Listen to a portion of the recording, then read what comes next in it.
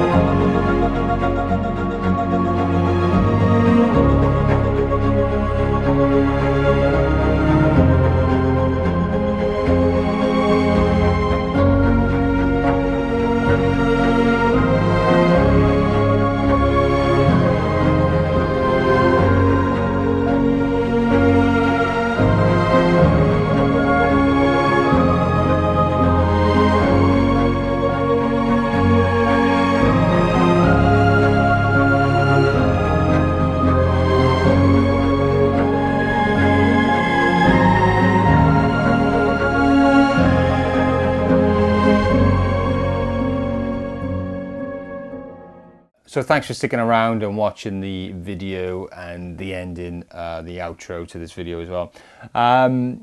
So I went down Roth Park. It was a really sunny day. It's a good location for filming and testing lenses and whatnot. Plenty to film between the lake and the ducks. I took the G9 and I wanted to look at my cheaper lenses for the Micro Four Thirds system and just do a little mix bag of those lenses to make an overall video. Each lens has its strengths, and I really think they're very good lenses to have, particularly if you're just starting out as well and building up your Micro Four Thirds system, because they are very affordable, and I think optically pretty good performance, to be honest. There's a notable couple which are the best out of the lot, but so I got 4 in total, and first one I'll show you is this. So this is the Panasonic 14 to 140. This is a absolute beast in terms of its versatility in its focal length. So we've got 14 to 140, which is a 28 to 280, which is really versatile. Optically, it isn't the best, but it's good. And I've used this for stills and video, and I'm happy with it.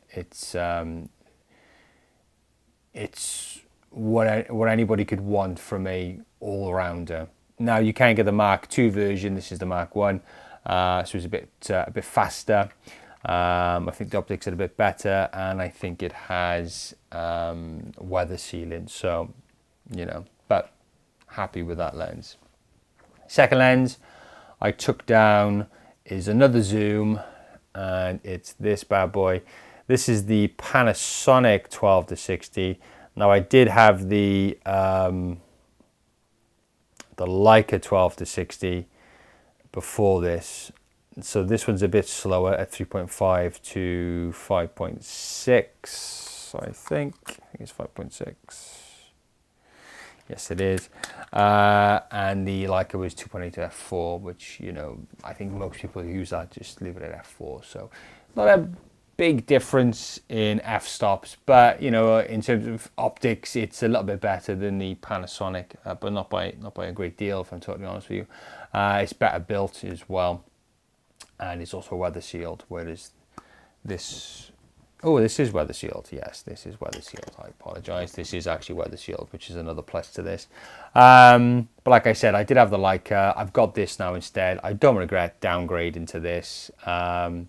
This is really, really good lens. Like I just said, weather sealed. It has the dual IS capabilities as well.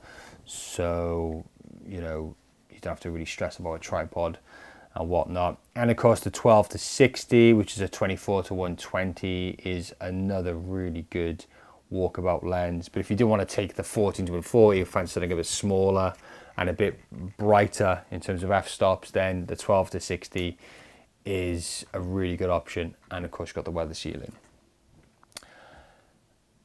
Then I took 2 primes.